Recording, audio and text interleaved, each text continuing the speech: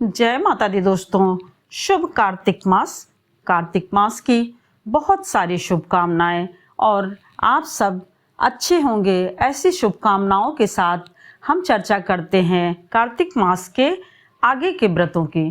तो 2024 में कार्तिक मास की आंवला नवमी, जिसे अक्षय नवमी के नाम से भी जाना जाता है, यह कब है, इसका पूजन कैसे करना चाहिए, शुभ मुहूर्त क्या है और इसका क्या महत्व है। तो दोस्तों, नारद पुराण के अनुसार कार्तिक मास के शुक्ल पक्ष की नवमी को ही अक्षय नवमी के नाम से जाना जाता है। किसी भी पुण्यदायी तिथियों में, यानी जो भी तिथि हैं आपकी, उन तिथियों में सभी को याद करना चाहिए, जिससे कि सभी देवी देवताओं, पितरों और जितने भी घर के हैं सदस्यों, सभी का यानी सभी को आशीर्वाद प्राप्त होता रहे, सभी तिथियों पर आशीष मिलता रहे और पितृदोष से मुक्ति भी मिलती रहे। वैसे तो सभी का दिन सब कुछ तय है कि इस दिन ऐसा है, इस दिन ऐसा है, इस दिन ऐसा है, परंतु हर दिन एक दूसरे से सब जुड़े रहते हैं, तो सभी तिथियों पर सभी को याद करना चाहिए। तो दोस्तों, ढेर सारी शुभकामनाएं अक्षय नवमी की, धात्री नवमी की और आंवला नवमी की। दोस्तों, अक्षय नवमी के व्रत को कैसे करना चाहिए?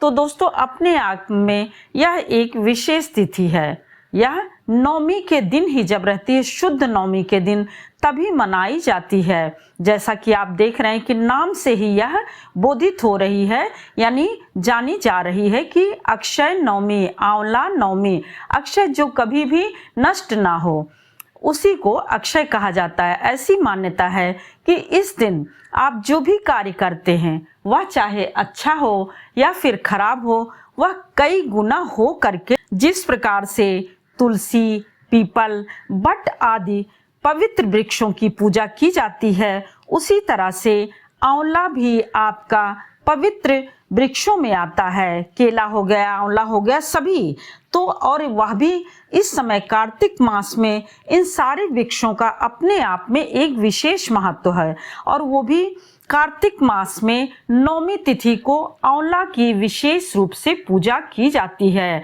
ऐसा कहा जाता है कि जिसके पास नवमी तिथि के दिन, अक्षय नवमी के दिन, यानी सोना दान करने के लिए ना हो, वह आंवला के दान को करके सोने जैसा पुण्य प्राप्त कर सकता है। तो दोस्तों, कार्तिक मास की नवमी तिथि का प्रारंभ अब की बार 9 नवंबर 2024 दिन शनिवार रात्रि 10:45 से शुरू हो रही है और वहीं पर नवमी तिथि की समाप्ति 10 नवंबर 2024 दिन रविवार रात्रि 9:15 तक हो रही है। तो हमें 10 नवंबर को शुद्ध नवमी प्राप्त हो रही है। वैसे तो इसी दिन व्रत, दान, पूजन करना चाहिए, पर दोस्तों देखिए, आपके यहाँ है ऐसा कि नहीं आपके क्षेत्र में?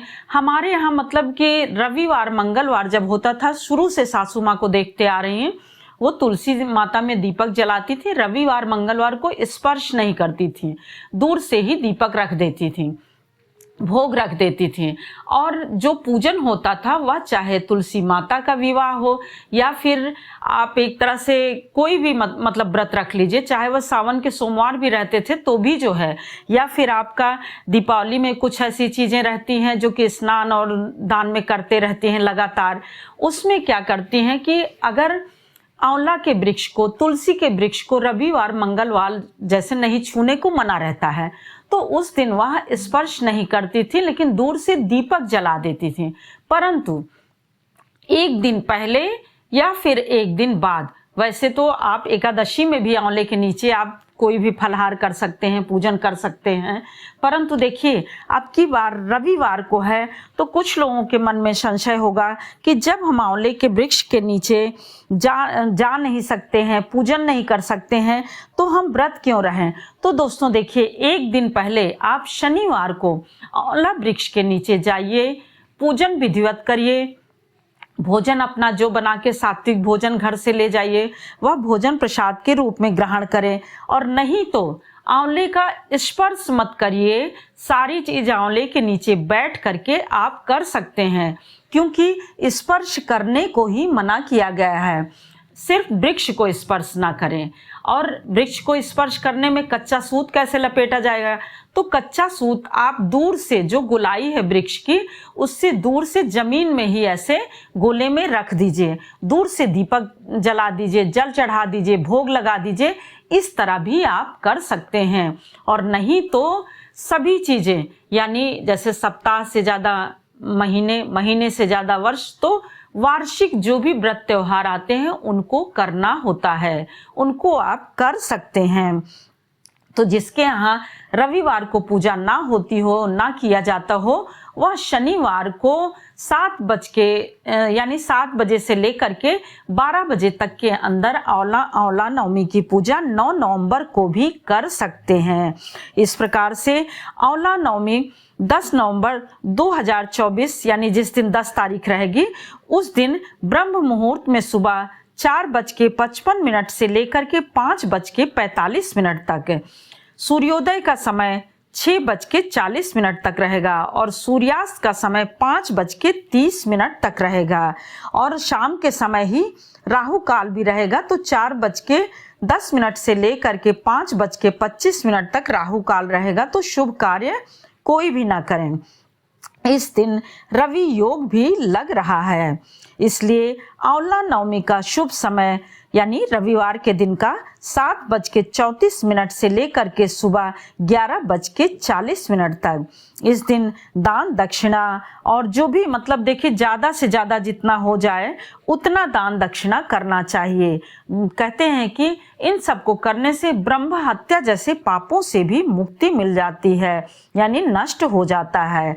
और नहीं तो आपके यहाँ यदि रविवार को नहीं किया जाता है पूजन, तो आप शनिवार को भी कर सकते हैं। शनिवार को भी, नहीं तो शाम को आप कर सकते हैं।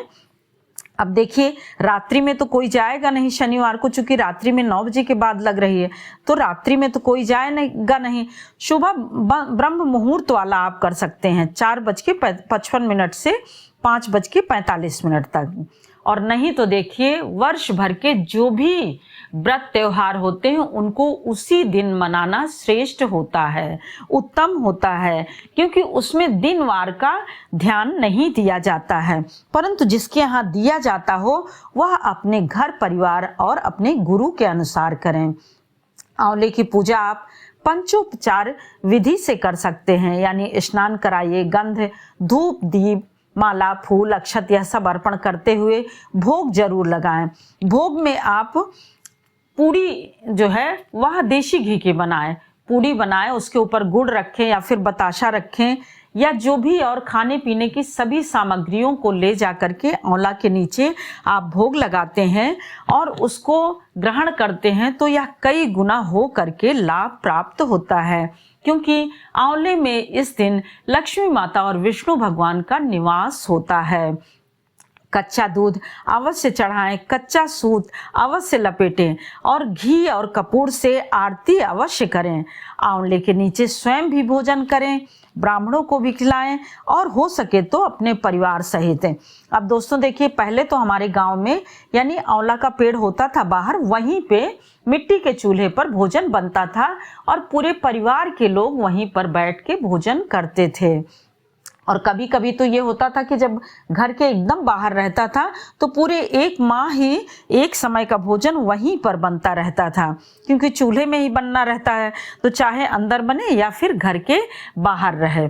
तो इन सबको देखिए, आंवले के वृक्ष में कच्चा दूध, गंगा जल मिलाकर जरूर जड़ में अर्पित करें। यदि रविवार की बात है तो यह पूजन आप शनिवार को कर लीजिए। अपने व्रत को आप अच्छे से मनाइए और बनाइए। अब देखिए, 9 वाला यदि मान लीजिए आपके घर में है तो आप बिल्कुल भी ना करिएगा, परंतु जैसे 9-10 में तो 9 को ही कर लीजिए, 10 को ना करिए। और यदि ऐसा कुछ नहीं है तो 10 को आप आराम से पूजन करिए। स्पर्श की बात है तो कहते नहीं कि जो जानते नहीं है उसके लिए कोई बात नहीं है, मतलब यानी वो तो जानबूझ के करें तो गलत है, लेकिन जो नहीं जानते हो वो अनजाने में, यानी उनके यहाँ यदि वो कार्य नहीं होता है तो कोई बात नहीं है। इस प्रकार से आंवले के पूजन में 9 दीपक, 9 परिक्रमा और 9 पूरी जोड़े सहित जरूर चढ़ाएं। दक्षिणा सहित ब्राह्मणों को भी दान करें। इस प्रकार से सबसे बड़ी चीज, आंवले के वृक्ष को इस दिन यानी नुकसान नहीं पहुंचाना चाहिए, उनके फलों को नहीं तोड़ना चाहिए। कोई आंवला ही नहीं, आप जिस भी दिन, चाहे वो बृहस्पति हो, चाहे वह शनिवार हो, चाहे वह मंगलवार हो, जिस वृक्ष का जिससे संबंध है, मान लीजिए बृहस्पति को, तो केले का ना ही जो है आपका मतलब तोड़ना चाहिए, ना उन्हें वो करना चाहिए, बल्कि विधिवत पूजन और अच्छे से प्यार से करना चाहिए। बृहस्पतिवार में तो कुछ लोग केले का सेवन भी नहीं करते हैं, दान खूब देते हैं, लेकिन आंवला नवमी में तो इसी दिन से लोग आंवले का मतलब करने लगते हैं सेवन। अब वहीं पर कोई है आंवला नवमी के दिन दान देते हैं, एकादशी से सेवन करते हैं।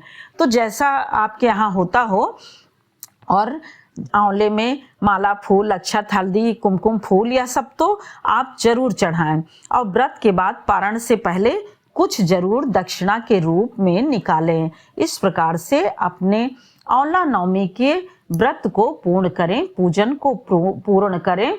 भ्रम में बिल्कुल भी ना रहें। यदि आपके यहाँ स्पर्श ना किया जाता हो तब तो आप जो है 10 को ही करिए, नहीं तो फिर आप 9 को करिए। जय माता दी दोस्तों, फिर मिलते हैं एक और नई जानकारी के साथ। तब तक के लिए लाइक करिए, सब्सक्राइब करिए और बेल बटन जरूर प्रेस करिए, जिससे कि नोटिफिकेशन सबसे पहले आपके पास पहुंचे। और यदि यह जरा भी सहायक हो तो कृपया शेयर करना बिल्कुल भी ना भूलिए, क्योंकि आपके एक लाइक, कमेंट, शेयर करने से ही हमारे मनोबल बढ़ते हैं।